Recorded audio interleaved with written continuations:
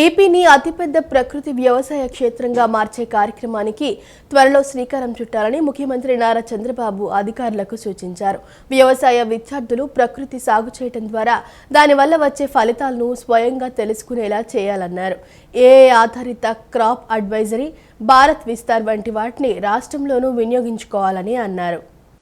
ఏపీని అతిపెద్ద ప్రకృతి వ్యవసాయ క్షేత్రంగా మార్చే కార్యక్రమానికి త్వరలో శ్రీకారం చుట్టాలని ముఖ్యమంత్రి నారా చంద్రబాబు నాయుడు అధికారులకు సూచించారు. ప్రస్తుతం రాష్ట్రంలో 18 లక్షల మంది రైతులు 20 లక్షల ఎకరాల్లో ప్రకృతి వ్యవసాయం చేసేందుకు ముందుకు వచ్చారని అన్నారు. దీనిని సమర్థవంతంగా అమలు చేస్తూ 2030-31 నాటికి 40 లక్షల మంది రైతులు 50 లక్షల ఎకరాల్లో ప్రకృతి సాగు చేపట్టేలా చూడాలని స్పష్టం చేశారు. వ్యవసాయం అనుబంధ శాఖలపై అధికారులతో సచివాలయంలో సమీక్ష నిర్వహించిన ముఖ్యమంత్రి రసాయన ఎరువుల వినియోగాన్ని పూర్తిగా తగ్గించాలని, దీంతో రైతులకు పెట్టుబడి వ్యయం తగ్గి పంట ఉత్పత్తులకు అధిక ధర లభిస్తుందన్నారు. ప్రకృతి సాగు ఉత్పత్తుల నాణ్యత తెలిసేలా సర్టిఫికేషన్, ట్రేసబిలిటీ సదుపాయం కల్పించాలన్నారు. అలాగే వ్యవసాయ విద్యార్థులు ప్రకృతి సాగు చేయడం ద్వారా దానివల్ల వచ్చే ఫలితాలను స్వయంగా తెలుసుకునేలా చేయాలన్నారు. ప్రకృతి సాగుకు సంబంధించి ట్రేసబిలిటీ, సర్టిఫికేషన్ వంటివి ఈ ఏడాది ఏప్రిల్ కల్లా వచ్చేలా చూడాలని ఆదేశించారు. అలాగే జూన్ నాటికి రాష్ట్రమంతటా పూర్తి కావాలని ముఖ్యమంత్రి సూచించారు. సుభాష్ పాలేకర్తో రాష్ట్రమంతటా ప్రకృతి వ్యవసాయంపై శిక్షణా తరగతులు నిర్వహిస్తున్నామని సీఎం చెప్పారు. అంతర్జాతీయ, జాతీయ మార్కెట్లో ఏపీ వ్యవసాయ ఉత్పత్తుల వాటా అధికంగా ఉండేలా చూడాలన్నారు. రాష్ట్రంపై ఎల్నీనో ప్రభావం కారణంగా రైతులు నష్టపోకుండా అధికారులు ముందస్తు చర్యలు తీసుకోవాలని, వర్షాభావ పరిస్థితులు నెలకొనే ప్రాంతాల్లో సంప్రదాయ పంటల స్థానంలో ప్రత్యామ్నాయ పంటలకు ప్రణాళికలు రూపొందించాలని అధికారులకు ముఖ్యమంత్రి సూచించారు. ఏఐ ఆధారిత క్రాప్ అడ్వైజరీ, భారత్ విస్తార్ వంటి వాటిని రాష్ట్రంలోనూ వినియోగించుకోవాలన్నారు. రాయలసీమలో ఒకప్పుడు నీటి సమస్య ఉండేది. సమర్థ నీటి నిర్వహణతో ఈ ఏడాది ఆ సమస్యను తీర్చాం. అన్ని రిజర్వాయర్లు నింపడంతో సాగునీటికి లోటు లేకుండా చేశామన్నారు. యుఎస్-ఈయూతో ట్రేడ్ ఒప్పందం నేపథ్యంలో రాష్ట్రం నుంచి రొయ్యలు, ఎండుమిర్చి, మామిడి, వరి, ప్రాసెస్డ్ ఫుడ్ ఎగుమతులు పెంచుకునేందుకు మరింత అవకాశం కలిగిందని అధికారులు వివరించగా, అయితే నాణ్యతా ప్రమాణాలను ఖచ్చితంగా పాటించేలా చూడాలని సీఎం అన్నారు. ఏలూరు జిల్లాలో 500 ఎకరాల్లో కోకో సిటీ ఏర్పాటు చేయాలని అధికారులను సీఎం ఆదేశించారు.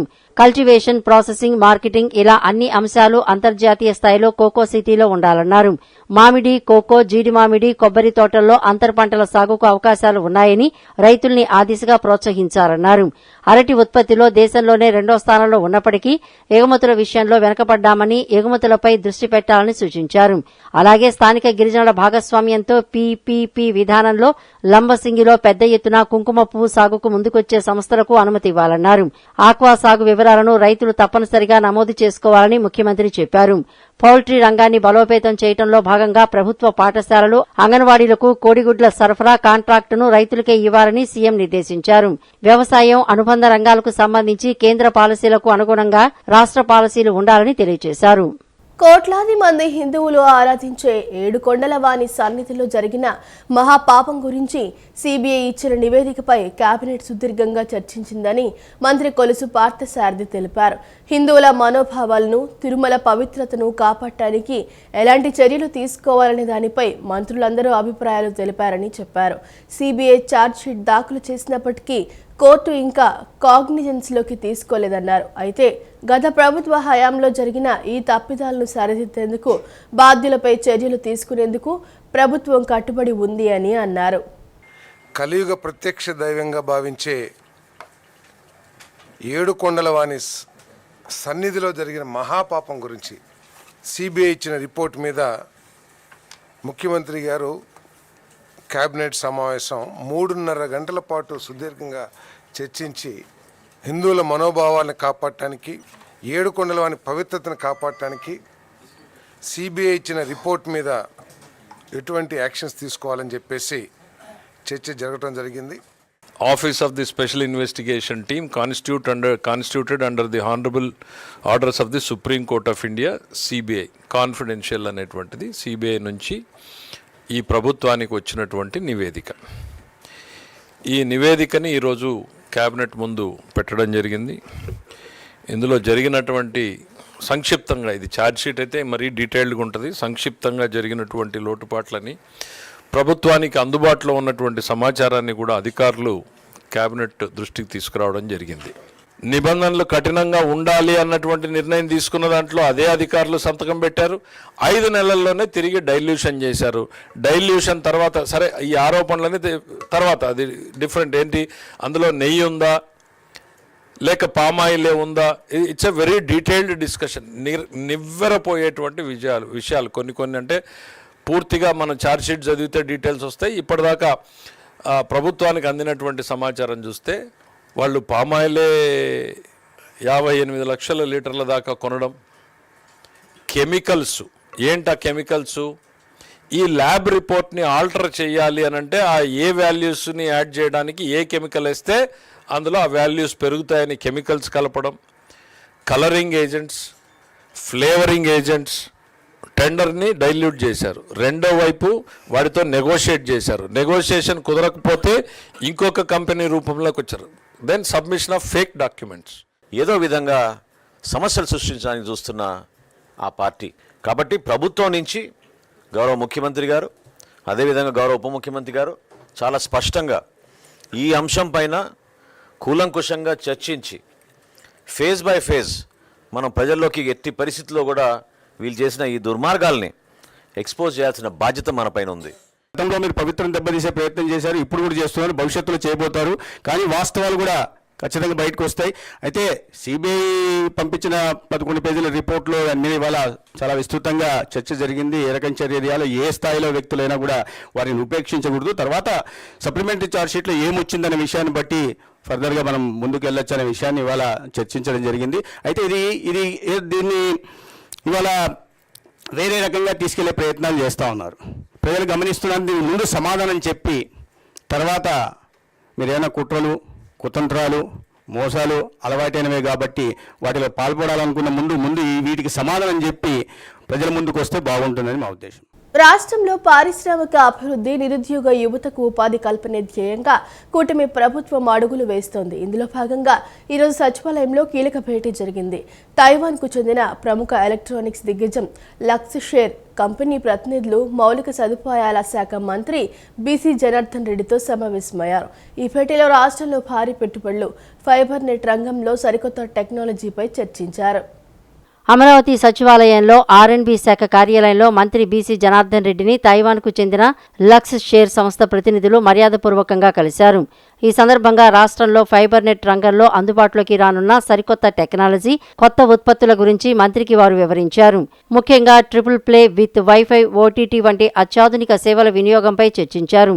ఈ పెట్టుబడులు కార్యరూపం దాల్చడం ద్వారా స్థానికంగా సుమారు 10,000 మందికి పైగా యువతకు ఉపాధి, ఉద్యోగ అవకాశాలు కల్పించనున్నాయని కంపెనీ ప్రతినిధులు తెలియజేశారు. ఇప్పటికే తిరుపతిలోని ఎలక్ట్రానిక్ క్లస్టర్లో తమ ఉత్పత్తి యూనిట్ను ప్రారంభించిన లక్స్ షేర్ సంస్థ రాష్ట్రంలోని అనుకూల వాతావరణం దృష్ట్యా మరిన్ని పెట్టుబడులకు సిద్ధంగా ఉన్నట్లు వెల్లడించింది. రాష్ట్రంలో గంజాయి సాగును 0 స్థాయికి తీసుకువచ్చామని, ఇతర రాష్ట్రాల నుండి వచ్చే సరఫరాను కూడా అడ్డుకుంటామని ఏసీపీ శ్రవంతి రాయ్ స్పష్టం చేశారు. గంజాయిపై దండయాత్ర కార్యక్రమంలో భాగంగా రైల్వే స్టేషన్లో విస్తృతంగా తనిఖీలు చేశారు. గంజాయి రవాణాపై గట్టి నిఘా పెట్టామని, గంజాయి అమ్మడమే కాకుండా సేవించినా కూడా కఠిన చర్యలు తీసుకుంటామని హెచ్చరించారు. ఎన్టీఆర్ జిల్లా పోలీస్ కమిషనరేట్ పరిధిలో డ్రగ్స్ మరియు గంజాయి వినియోగాన్ని పూర్తిగా అరికట్టడమే లక్ష్యంగా చేపట్టిన డ్రగ్స్పై దండయాత్ర సైకిల్ ర్యాలీ కార్యక్రమం కొనసాగుతోంది. ఇందులో భాగంగా 8వ రోజు నార్త్ డివిజన్ ఏసీపీ మరియు సత్యనారాయణపురం సిఐ ఆధ్వర్యంలో రైల్వే స్టేషన్ పరిసరాల్లో భారీ తనిఖీలు నిర్వహించారు. అనుమానిత వస్తువులను తనిఖీ చేసి గంజాయి వస్తువులు ఏమైనా ఉన్నాయా అని శోధించారు.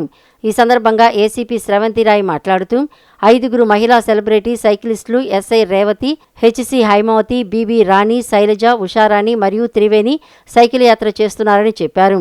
నిన్న మధ్యాహ్నం 3 గంటలకు సైకిల్ యాత్ర ప్రారంభించి సత్యనారాయణపురం, సీతారాంపురం, శ్రీనగర్ కాలనీ వంటి ప్రాంతాల్లో అవగాహన కల్పిస్తూ రైల్వే స్టేషన్కు చేరుకున్నారని చెప్పారు. సుమారు 30 మంది సిబ్బందితో కలిసి రైల్వే స్టేషన్లోని ప్లాట్ఫామ్లు మరియు అంత్యోదయ ఎక్స్ప్రెస్ రైలును క్షుణ్ణంగా తనిఖీ చేశామని వెల్లడించారు. ఈ తనిఖీల్లో బాంబ్ స్క్వాడ్ మరియు స్నిఫర్ డాగ్స్ కూడా పాల్గొన్నాయన్నారు. ముఖ్యంగా ఇతర రాష్ట్రాల నుండి సరఫరా అయ్యే గంజాయిని అరికట్టడమే లక్ష్యంగా ఈ సోదాలు జరిగాయని వివరించారు. నగర వ్యాప్తంగా పోలీస్ స్టేషన్ల పరిధిలో సుమారు 572 సీసీ కెమెరాలు ఏర్పాటు చేశామని, వీటిలో 28 ఫేషియల్ రికగ్నైజేషన్ సిస్టమ్ కెమెరాలు ఉన్నాయని చెప్పారు. పాత నేరస్తులు లేదా అనుమానితులు ఎవరైనా రైల్వే స్టేషన్ పరిసరాల్లో తిరుగుతుంటే ఈ కెమెరాలు వెంటనే గుర్తించి సంబంధిత పోలీస్ స్టేషన్కు అలర్ట్ పంపిస్తాయని చెప్పారు. ఈ సాంకేతికత సహాయంతో రైల్వే స్టేషన్ వద్ద అనుమానాస్పదంగా తిరుగుతున్న కొందరు చీటర్లను పోలీసులు రెడ్ హ్యాండెడ్గా పట్టుకున్నామని, వారిపై ఉన్న పాత కేసులను వెరిఫై చేసి తదుపరి చర్యలు చేపట్టామని వివరించారు. రాష్ట్రంలో గంజాయి సాగును 0 స్థాయికి తీసుకువచ్చామని, ఇతర రాష్ట్రాల నుండి వచ్చే సరఫరాను కూడా అడ్డుకుంటామని ఈ సందర్భంగా స్పష్టం చేశారు. మేము ఆల్రెడీ సైక్లింగ్ 3 o'clock స్టార్ట్ చేసి మరి సత్యనారాయణపురం లిమిట్స్లో ఉన్న ఆల్ ఏరియాస్ని కవర్ చేయడం జరిగింది. ప్రెసిడెంట్పేట, పసుపుతోట, శ్రీనగర్ కాలనీ ఇవన్నీ ఏరియాస్ కవర్ చేసుకొని ఇప్పుడు రైల్వే స్టేషన్కి వచ్చి రైల్వే స్టేషన్లోని మనం అంత్యోదయ ఎక్స్ప్రెస్ని చెక్ చేయడం జరిగింది. అది కూడాను కొంత ప్లాట్ఫామ్ కూడా చెక్ చేయడం జరిగింది. Along with bomb squad and sniffer dogs, 2 sniffer dogs, మొత్తం 30 మంది సిబ్బందితో రైల్వే స్టేషన్ చెకింగ్ చేయడం జరిగింది. ఇది మనకి హౌరా నుంచి వస్తుంది. మనకి డ్రగ్స్ పై దండయాత్ర అనే ప్రోగ్రాంలోని మనకి మెయిన్గా డ్రగ్స్ మీద కాన్సన్ట్రేట్ చేస్తుంటాం. అందులోని గంజాయి గురించి, గంజాయి మన స్టేట్లో కల్టివేషన్ 0కి తీసుకొచ్చారు.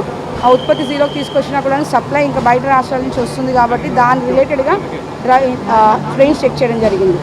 మనకి రైల్వే స్టేషన్లోని అలాగే మన మొత్తం పోలీస్ స్టేషన్ పరిధిలోని దాదాపు 572 కెమెరాలు ఫిక్స్ చేయడం జరిగింది. మన సిపి రైల్వే స్టేషన్ అయితే రైల్వే స్టేషన్ నుంచి మాకు అలర్ట్ వస్తుంది. అలర్ట్ వచ్చిన వెంటనే సిబ్బంది ఇక్కడికి వచ్చి కొంతమంది ఎవరైతే షీటర్స్ ఉన్నారో వాళ్ళని లైవ్లో పట్టుకోవడం జరిగింది. వాళ్ళ మీద ఏం కేసులు ఉన్నాయని వెరిఫై చేసి అవి కూడాను ఆ యాక్టివిటీస్ కూడా చేస్తున్నాము. సో ఈ డ్రగ్స్ పై దండయాత్ర ప్రోగ్రాంలోని ఈ సైకిల్ యాత్ర చేస్తూ ఇంత ఆల్రెడీ 8 days చేశారు. ఇవాళ 8th day ఫినిష్ అయింది. సత్యసాయి జిల్లా కొత్త చెరువులో జరిగిన బహిరంగ సభలో ఏపీసీసీ అధ్యక్షురాలు వైఎస్ షర్మిలారెడ్డి కేంద్ర రాష్ట్ర ప్రభుత్వాలపై తీవ్ర స్థాయిలో మండిపడ్డారు. ఉపాధి హామీ పథకాన్ని నిర్వీర్యం చేసేందుకు కేంద్రం కుట్ర చేస్తోందని ఆమె ఆరోపించారు. రాష్ట్రంలో చంద్రబాబు, జగన్, పవన్ ముగ్గురు మోదీకి తొత్తులుగా మారారని ఆమె విమర్శించారు. లక్షలాది జాబ్ కార్డుల తొలగింపుపై జగన్ నిద్రపోతున్నారంటూ షర్మిల ధ్వజమెత్తారు. సత్యసాయి జిల్లాలో జరుగుతున్న మహాత్మా గాంధీ జాతీయ ఉపాధి హామీ పరిరక్షణ యాత్రలో భాగంగా కొత్త చెరువు బహిరంగ సభలో ఏపీసీసీ చీఫ్ వైఎస్ షర్మిలారెడ్డి కేంద్ర రాష్ట్ర ప్రభుత్వాలపై తీవ్రస్థాయిలో విరుచుకుపడ్డారు.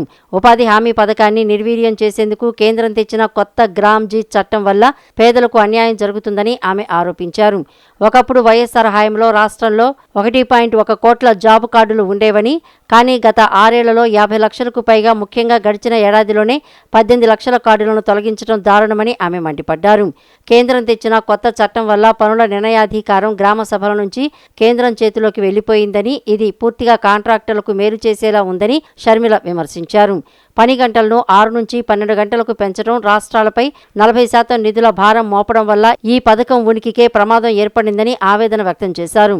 ఇప్పటికే 11 లక్షల కోట్ల అప్పుల్లో ఉన్న ఏపీ ప్రభుత్వం ఈ పథకం కోసం అదనంగా 5,000 కోట్లు ఎలా కేటాయిస్తుందని ఆమె ప్రశ్నించారు. చంద్రబాబు, జగన్, పవన్ కళ్యాణ్ ముగ్గురు మోడీకి తొత్తులుగా మారారని, అందుకే జాబ్ కార్డుల తొలగింపుపై ఎవరూ నోరు మెదపడం లేదని ఆమె ఘాటుగా విమర్శించారు. మన్రేగా పరిరక్షణ కోసం అందరూ కలిసి రావాలని ఈ సందర్భంగా పిలుపునిచ్చారు. ఉపాధి హామీ పథకము ఏ గ్రామంలోనైనా ఎవరైనా గ్రామస్తుడు అధికారుల దగ్గరకు వెళ్ళి 15 రోజుల్లో నాకు పని కావాలి అంటే 15 రోజుల్లో పని కల్పించాలి. అలా సంవత్సరానికి 100 రోజుల పాటు కల్పించాలి. పని కల్పించినా లేక పని చేసిన 15 రోజుల్లో బిల్లులు కూడా చెల్లించాలి. ఇది ఉపాధి హామీ పథకం. ఇలా నడిచింది ఉపాధి హామీ పథకం కాంగ్రెస్ పార్టీ అధికారంలో ఉన్నన్ని రోజులు. కానీ ఇప్పుడు బీజేపీ పార్టీ పెట్టిన వీపీ గ్రామ్ పథకం ప్రకారము ఉపాధి ఇక హామీ కాదు. ఉపాధి అన్నది గ్రామస్తులకి ఇక హామీ కానే కాదు. ఎందుకంటే ఈ పథకానికి కేంద్ర ప్రభుత్వమే చెప్తుందట ఎక్కడ ఏ పనులు చేయాలి అని. ఇదివరకైతే ఉపాధి హామీ పథకంలో ఏ గ్రామంలోనైనా ఆ గ్రామంలో రోడ్లు కావాలనా, లేక ఆ గ్రామంలో బావి కావాలనా, లేక చేనులో పని చేయాలనా అన్నది గ్రామస్తులు గ్రామ సభలో ఉపాధి హామీ ద్వారా ఏ పనులు జరగాలి అని నిర్ణయించేవాళ్ళు. కానీ ఇప్పుడు బీజేపీ పార్టీ పెట్టే ఈ కొత్త చట్టం వీపీ గ్రామ్ చట్టంలో ఇక గ్రామ సభల్లో నిర్ణయాలు ఉండవు. కేంద్రం చెప్తుందట ఎక్కడ పని జరగాలి, ఏం పని జరగాలి, ఏ జిల్లాలో జరగాలి, ఏ జిల్లాలో జరగకూడదు, ఏ గ్రామంలో జరగాలి అని వాళ్ళు నోటిఫికేషన్ ఇస్తారట. అంటే వాళ్ళు నోటిఫికేషన్ ఇస్తే పని జరిగినట్టు, వాళ్ళు నోటిఫికేషన్ ఇవ్వకపోతే పని జరగనట్టు. వైసీపీ నాయకులపై జరుగుతున్న దాడులు మరియు తిరుమల లడ్డూ ప్రసాదంపై జరుగుతున్న ప్రచారాన్ని నిరసిస్తూ మాజీ MLA Malladi Vishnu, deputy mayor Sailaja Reddy, YCP legal cell ప్రతినిధులు సత్యనారాయణపురం పోలీస్ స్టేషన్లో ఫిర్యాదు చేశారు. ఈ సందర్భంగా మల్లాది విష్ణు మాట్లాడుతూ రాష్ట్రంలో శాంతి భద్రతలు పూర్తిగా క్షీణించాయని, మాజీ మంత్రి అంబటి రాంబాబుపై దాడి హేయమని పేర్కొన్నారు. లడ్డూ విషయంలో చంద్రబాబు ప్రభుత్వం అసత్య ప్రచారాలు చేస్తూ రాజకీయ లబ్ధి పొందుతోందని, రాష్ట్రంలో పెట్రోల్ బాంబుల సంస్కృతి పెరిగిందని ఆరోపించారు. ప్రస్తుత పరిస్థితుల్లో రాష్ట్రంలో రాష్ట్రపతి పాలన అవసరమని ఆయన డిమాండ్ చేశారు. వైసీపీ లీగల్ సెల్ ప్రతినిధి సాయి మాట్లాడుతూ లడ్డూలో జంతుకోవు కలవలేదని సిట్ తేల్చినా చంద్రబాబు డైవర్షన్ పాలిటిక్స్ చేస్తున్నారని విమర్శించారు. లడ్డూలో కల్తీ జరగలేదని చెప్పని సిట్ రిపోర్ట్ ఇచ్చినప్పటికీ కూడా పదే పదే దాన్ని ప్రస్తావించటము. రెండవది వెంకటేశ్వర స్వామి సంబంధించినటువంటి బ్యానర్ని రోడ్ల మీద అక్కడక్కడ కట్టడము, శాంతి భద్రతల సమస్య ఉత్పన్నమవుతుంది. కాబట్టి ఈ రెండు విషయాల మీద ఒక దుష్ప్రచారము, లా అండ్ ఆర్డర్ ప్రాబ్లం లేకుండా ఈ రెండు అంశాలని కూడా దాన్ని నివారించాలి అని చెప్పని ఈరోజు మా విజయవాడ సెంట్రల్ నియోజకవర్గానికి సంబంధించినటువంటి లాయర్ల బృందంతో కలిసి మేమందరం కూడా వెళ్ళి ఈరోజు సత్యనారాయణపురం పోలీస్ స్టేషన్లో ఉన్నటువంటి సిఐ గారికి, ఎస్ఐ గారికి అందరికీ కూడా సబ్మిట్ చేయడం జరిగింది. తిరుమల లడ్డు విషయంలో రాజకీయం చేయడం సరికాదని ఎమ్మెల్యే యార్లగడ్డ అన్నారు. దేవుడు అందరికంటే పైన ఉంటాడు, ఆయన వివాదాల్లోకి లాగటం తన మనస్సాక్షికి నచ్చదని పేర్కొన్నారు. లడ్డూ రిపోర్ట్ వచ్చిన తర్వాతే మాట్లాడాలని, అప్పటి వరకు నోటికి వచ్చినట్లు తిట్టుకోవటం వల్ల ఉపయోగం లేదని హితవు పలికారు. ముఖ్యమంత్రిపై అనుచిత వ్యాఖ్యలు చేసిన అంబటి రాంబాబు లాంటి వారిని అరెస్టు చేయటం సబబేనని ఎమ్మెల్యే సమర్థించారు. రాజకీయ నాయకులు భాషా నియంత్రణ పాటించాలని, గతంలో పత్రికలు ఇలాంటి బూతులను ప్రచురించేవి కావని, ఇప్పుడు లైవ్ మీడియా వల్ల హద్దు అదుపు లేకుండా మాట్లాడుతున్నారని ఆవేదన వ్యక్తం చేశారు.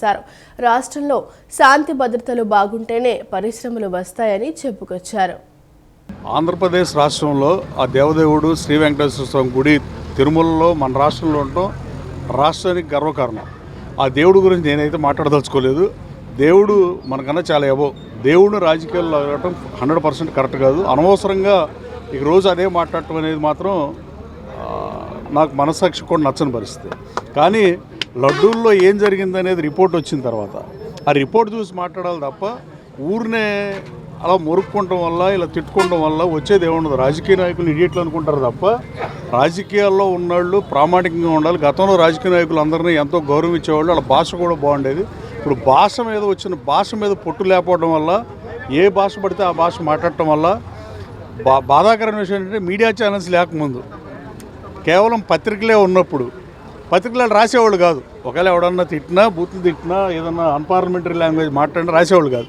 లైవ్లో వచ్చేసిన తర్వాత సినిమాకరం సెన్సార్ చూసి రిలీజ్ చేసినట్టుగా లేని పరిస్థితి ఉండడం వల్ల మీడియా ఎక్కువైపోయిన తర్వాత, లైవ్ మీడియా వచ్చిన తర్వాత ఈ రాజకీయ నాయకులు నోటికి హద్దు అదుపు ఉండాలి.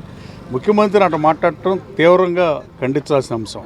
అలాగే ఇళ్ల మీదకి వెళ్ళి దాడి చేయటం కూడా అది సమాజాన్ని ఎటు తీసుకెళ్తాం అనేది ఆలోచన చేయాల్సిన అవసరం ఉంది. ఎట్టి పరిస్థితుల్లోనూ రాష్ట్ర ముఖ్యమంత్రిని పట్టుకుని అలాంటి అన్పార్లమెంటరీ భాష వాడిని అంబటి రాంబాబుని అరెస్ట్ చేయడం వరకు 100% అరెస్ట్ చేయడం న్యాయం.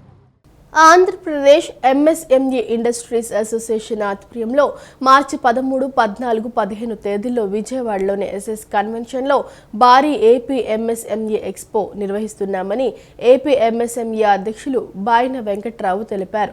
రాష్ట్రంలో పారిశ్రామిక అభివృద్ధిని ప్రోత్సహించే లక్ష్యంతో ఈ కార్యక్రమాన్ని చేపడుతున్నట్లు తెలిపారు. చిన్న పరిశ్రమల నిర్వాహకులు తయారు చేసే ఉత్పత్తులకు మంచి మార్కెటింగ్ అవకాశాలు కల్పించడం ఈ ఎక్స్పో ఉద్దేశమని అన్నారు. ఆటోనగర్లోని ఏపీ ఎస్ఎంఈఐఏ కార్యాలయంలో ఏర్పాటు చేసిన విలేకరుల సమావేశంలో ఏపీ ఎంఎస్ఎంఈ అధ్యక్షులు బాయిన వెంకట్రావు మాట్లాడుతూ ఈ రాష్ట్రంలో పారిశ్రామిక అభివృద్ధిని ప్రోత్సహించే లక్ష్యంతో ఈ కార్యక్రమాన్ని చేపడుతున్నట్లు తెలిపారు. చిన్న పరిశ్రమల నిర్వాహకులు తయారు చేసే ఉత్పత్తులకు మంచి మార్కెటింగ్ అవకాశాలు కల్పించడం ఈ ఎక్స్పో ఉద్దేశమని అన్నారు. ఈ ఎక్స్పోలో స్టాల్స్ ఏర్పాటు చేసుకునే వారికి ఎంఎస్ఎంఈ కార్పొరేషన్ నుండి అద్దె రీయింబర్స్మెంట్ మరియు జీఎస్టీ రీయింబర్స్మెంట్ సౌకర్యం ఉంటుందన్నారు. దీనివల్ల నిర్వాహకులపై ఎటువంటి ఆర్థిక భారం పడదని తెలిపారు. కేంద్ర ప్రభుత్వం బడ్జెట్లో ఎంఎస్ఎంఈలకు కల్పించిన ఉపాధి కల్పన పథకాలు, ఇతర ప్రోత్సాహకాలపై ఈ ఎక్స్పోలో అవగాహన కల్పిస్తామని చెప్పారు.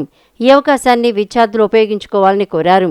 వ్యాపారాభివృద్ధికి బీడీఎల్, కోల్ ఇండియా, ఓఎన్జీసీ, రైల్వే వంటి ప్రభుత్వ రంగ సంస్థలతో ఎంఎస్ఎంఈలను అనుసంధానం చేస్తున్నామని అన్నారు. విజయవాడలోని 1,00,000 మందికి పైగా ఇంజనీరింగ్ విద్యార్థులు ఈ ఎక్స్పోను సందర్శించాలని కోరారు. తద్వారా భవిష్యత్తులో సొంతంగా పరిశ్రమలు స్థాపించాలనుకునే వారికి ఇదొక చక్కని వేదిక అవుతుందని తెలియజేశారు. మహిళా పారిశ్రామికవేత్తలకు ఉన్న అవకాశాలను వివరించడానికి విజయవాడ సిటీ, పామర్రు, కొండపల్లి, 29 వంటి ప్రాంతాల్లో ఎంఎస్ఎంఈ పార్కులను ప్రభుత్వం ప్రోత్సహిస్తోందని తెలిపారు. ఈ ఎక్స్పో ఆంధ్రప్రదేశ్ ఎంఎస్ఎంఈ రంగానికి ఒక కొత్త దిశను చూపిస్తుందని, పారిశ్రామికవేత్తలు ఈ అవకాశాన్ని సద్వినియోగం చేసుకోవాలని కోరారు.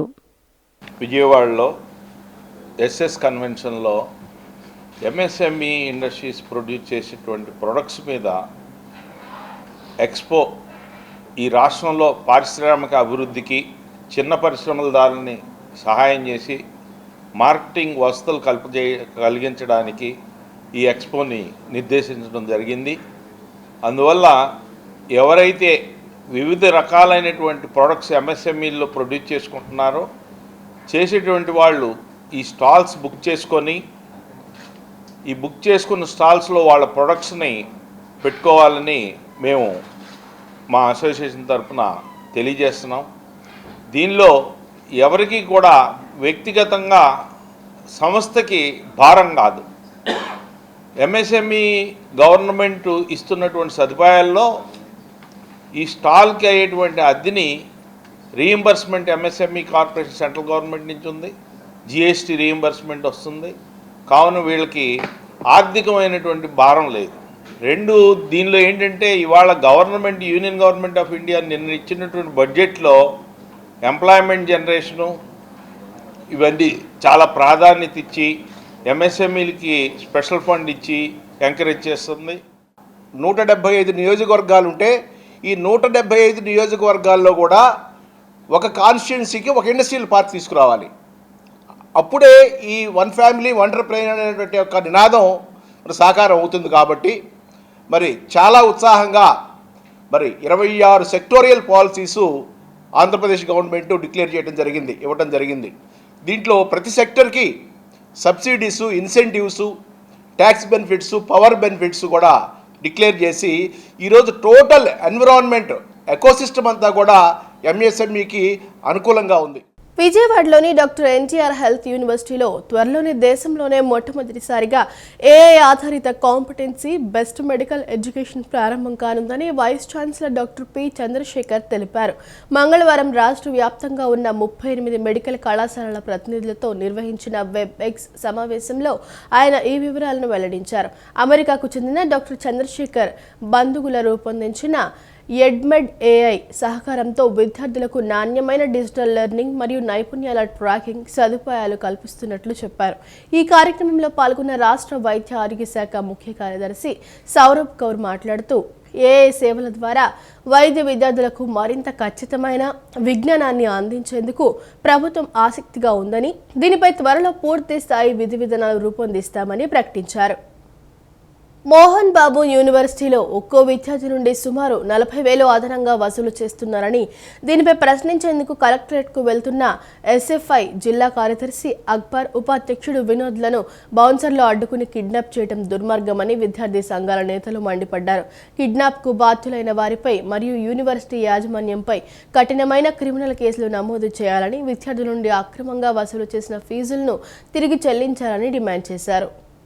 చిత్తూరు జిల్లాలోని మోహన్ బాబు యూనివర్సిటీలో విద్యార్థి నేతల కిడ్నాప్ను నిరసిస్తూ విజయవాడ లెనిన్ సెంటర్లో విద్యార్థి సంఘాలు ధర్నా చేపట్టాయి. ఈ సందర్భంగా మోహన్ బాబు, మంచు విష్ణు ఫోటోలను దగ్ధం చేయడానికి ప్రయత్నం చేయగా పోలీసులు అడ్డుకున్నారు. దీంతో స్వల్ప ఉద్రిక్తత నెలకొంది. ఈ సందర్భంగా విద్యార్థి సంఘాల నాయకులు మాట్లాడుతూ మోహన్ బాబు యూనివర్సిటీలో ఒక్కో విద్యార్థి నుండి సుమారు 40,000 అదనంగా వసూలు చేస్తున్నారని, దీనిపై ప్రశ్నించేందుకు కలెక్టరేట్కు వెళ్తున్న ఎస్ఎఫ్ఐ జిల్లా కార్యదర్శి అక్బర్, ఉపాధ్యక్షుడు వినోదులను బౌన్సర్లు అడ్డుకొని కిడ్నాప్ చేయడం దుర్మార్గమని మండిపడ్డారు. యూనివర్సిటీ యాజమాన్యం గతంలోనే హైకోర్టు మరియు ఉన్నత విద్యామండలి ద్వారా 25 కోట్ల జరిమానా ఎదుర్కొన్నప్పటికీ తమ పద్ధతి మార్చుకోలేదని ఆరోపించారు. కిడ్నాప్కు గురైన నేతలను పోలీసులు ఎస్పీ ఆధ్వర్యంలో 3 బృందాలుగా విడిపోయి నారావారిపల్లె సమీపంలోని ఫామ్ హౌస్ వద్ద రక్షించారని వారు గుర్తు చేశారు. ఈ కిడ్నాప్కు బాధ్యులైన వారిపై మరియు యూనివర్సిటీ యాజమాన్యంపై కఠినమైన క్రిమినల్ కేసులు నమోదు చేయాలని, విద్యార్థుల నుండి అక్రమంగా వసూలు చేసిన ఫీజులను తిరిగి చెల్లించాలని డిమాండ్ చేశారు.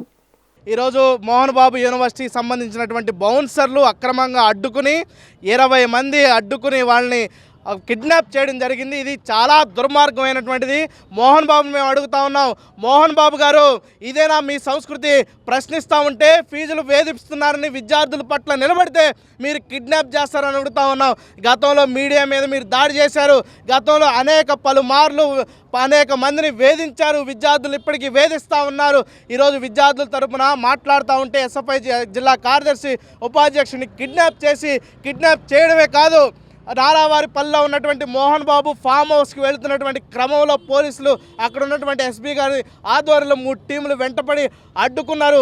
ఈ పాటికే వాళ్ళందరినీ ఆత్మహత్య ఇంకొక 5 నిమిషాల్లో పోలీసులు కనుక వెళ్ళకపోతే వాళ్ళు మరణించేటువంటి పరిస్థితికి ఈరోజు మోహన్ బాబు బౌన్సర్లు ఆ విధంగా వాళ్ళ మీద దాడి చేశారు. ఇది చాలా ఖండించదగినటువంటిది. ఈ రాష్ట్ర ఉన్నత విద్యామండలి అదేవిధంగా ఈ రాష్ట్ర కోర్టు సంబంధించి పూర్తిగా వారికి పెనాల్టీ వేయడం జరిగింది. ఒక పక్క హైయర్ ఎడ్యుకేషన్ వారు 16 లక్షలు, మరో పక్క కోర్టు వారు 27 కోట్ల పెనాల్టీ వేశారు. కేవలం విద్యార్థి సంఘాల నాయకులే కాదు, గత 2-3 సంవత్సరాలుగా రోడ్ల మీదకి అనేక మంది తల్లిదండ్రులు కూడా వచ్చి మా దగ్గర అక్రమంగా వసూలు చేస్తూ ఉన్నారు. అడ్మిషన్ చేసేటప్పుడు ఒక ఫీజు, చేసిన తర్వాత మరొక ఫీజు వసూలు చేస్తామని చెప్పని కూడా రోడ్ల మీదకి వచ్చారు. అయ్యా మోహన్ బాబు గారు, మర్చిపోయారా? కేవలం బయట ఉన్న విద్యార్థి సంఘాల నాయకులే కాదు, నీ కన్న కొడుకు, నీ రక్తం మంచుకు పుట్టినటువంటి మంచు, ఈరోజు చిన్నకున్నటువంటి మంచు మనోజ్ కూడా రోడ్డు మీదకి వచ్చి నా యూనివర్సిటీలో అవినీతి అక్రమాలు జరుగుతూ ఉన్నాయని చెప్పని మీడియా ద్వారా చెప్పడం జరిగింది. కేంద్ర ప్రభుత్వం తీసుకుని వచ్చిన 4 లేబర్ కోడ్స్ రద్దు చేయాలని, కార్మికుల హక్కులను కాలరాస్తున్న కేంద్ర ప్రభుత్వాన్ని నిలదీయాలని కార్మిక సంఘ నేతలు డిమాండ్ చేశారు. కేంద్ర ప్రభుత్వానికి అనుగుణంగా రాష్ట్ర కూటమి ప్రభుత్వం వ్యవహరించడం సిగ్గుచేటన్నారు. పోరాడి సాధించుకున్న 8 గంటల పని విధానాన్ని రద్దు చేసి 10 గంటల పని చేయాలని జీవో తేవటాన్ని వారు తప్పుపట్టారు. కేంద్ర కార్మిక సంఘాల ఆధ్వర్యంలో విజయవాడ బాలోత్సవ భవన్లో జిల్లా స్థాయి సదస్సు నిర్వహించారు. ఈ సందర్భంగా సిఐటియు రాష్ట్ర ప్రధాన కార్యదర్శి సిహెచ్ నరసింగారావు, ఏఐటియుసి రాష్ట్ర నాయకులు మూలి సాంబశివరావు మాట్లాడుతూ కేంద్ర ప్రభుత్వం తీసుకువచ్చిన 4 లేబర్ కోడ్స్ తెచ్చిన మోడీ ప్రభుత్వానికి అదుపు లేకుండా పోయిందని ఆరోపించారు. భవిష్యత్తులో ఈ విధానాలకు ఫుల్ స్టాప్ పెట్టాలంటే కార్మిక వర్గం 4 లేబర్ కోడ్స్కు వ్యతిరేకంగా పెద్ద ఎత్తున పోరాటం చేయటం తప్ప మరో మార్గం లేదన్నారు. మెజారిటీ కార్యవర్గం వ్యతిరేకించిన తమ అనుకూల కొంతమంది మేధావులతో కలిసి నీతి ఆయోగ్లో నిర్ణయాలు చేస్తున్నారని మండిపడ్డారు. కార్పొరేటులకు అనుకూలంగా చట్టాలు తెస్తున్నారని కేంద్ర ప్రభుత్వాన్ని విమర్శించారు. కేంద్ర ప్రభుత్వానికి అనుగుణంగా రాష్ట్ర కూటమి ప్రభుత్వం వ్యవహరించడం సిగ్గుచేటన్నారు. గత సీఎంకు పట్టిన గతే చంద్రబాబుకు పట్టిందని ఎద్దేవా చేశారు. 4 లేబర్ కోడ్స్ల వలన సమ్మె చేసే హక్కు, యూనియన్ను పెట్టుకునే హక్కు పోతాయని అన్నారు. దేశంలో స్వాతంత్రం వచ్చిన తర్వాత ఎన్నడూ లేనటువంటి విధంగా ఉన్న హక్కుల్ని కాలరాసేటువంటి 4 లేబర్ కోడ్లు నవంబర్ 21 తేదీ నుంచి అమల్లోకి వచ్చాయి. ఇంతకుముందు 22 దేశవ్యాప్త సమ్మెలు జరిగాయి. ఈ సమ్మెలన్నింటిలో కూడా ప్రభుత్వం యొక్క విధానాల మీద పోరాటం అనేటువంటి జరిగింది. పర్మనెంట్ చేయాలని, అట్లాగే వేతనాలు కనీస వేతనాలు 26,000 నెలకు ఇవ్వాలని, స్కీమ్ వర్కర్స్ని పర్మనెంట్ చేయాలని, బిల్డింగ్ వర్కర్స్ ఇలాంటి వాటికి వెల్ఫేర్ స్కీమ్స్ అమలు చేయాలని, ఇవి ఉన్న పాలసీస్ మీద జరిగాయి. కానీ ఈరోజు సమ్మె అనేటువంటిది ప్రాథమికమైనటువంటి ట్రేడ్ యూనియన్ హక్కులే రాబోయే రోజుల్లో లేకుండా చేయడం, యూనియన్ ఏర్పాటు చేసేదానికి అవకాశాలు లేకుండా చేయడం, సమ్మె చేయకుండా పోరాటాలు లేకుండా చేయడం. ఇప్పుడు మాకున్న హక్కులన్నీ కూడా పోరాడి సాధించుకునే ఏ ఒక్క చట్టం కూడా ఎవడి దయాదాక్షణ కరుణా కటాక్షాలతో రాలా. గవర్నమెంట్ మార్కెటింగ్ లేకుండా కార్పొరేటివ్ మార్కెటింగ్కి వాళ్ళని బలి చేసే పరిస్థితి వ్యవసాయ రంగం మీద ఉంది. వ్యవసాయ రంగం కొనారిల్లి రైతుల ఆత్మహత్యలని నిలవరించలేని పరిస్థితిలో ఈ ప్రభుత్వ విధానాలు ఉన్నాయి. మూడోది ఏంటంటే ఈ దేశ సంపదని, ఈ దేశ ఉత్పత్తి రంగాన్ని ముందుకు తీసుకెళ్తున్న కార్మిక వర్గం మీద ఇవాళ ప్రధానమైన దాడి జరుగుతుంది. కార్పొరేట్ వర్గాలకి ఊడిగం చేసే విధంగా ప్రభుత్వానికి స్వాతంత్రం పూర్వం నుంచి ఈనాటి వరకు సాధించుకున్న 44 చట్టాల్లో 29 చట్టాలను రద్దు చేస్తూ ఈ ప్రభుత్వం వాటిని నిర్వీర్యం చేయటమే కాకుండా కార్పొరేట్ శక్తులకి ధనవంతులకి ఊడిగం చేసే విధంగా మనువాదానాన్ని ఇండైరెక్ట్గా అప్లై చేస్తుంది. ఈ వార్త ఇంతటితో సమాప్తం. మరో బులెటిన్తో మళ్ళీ కలుసుకుందాం. అంతవరకు సెలవు. నమస్కారం.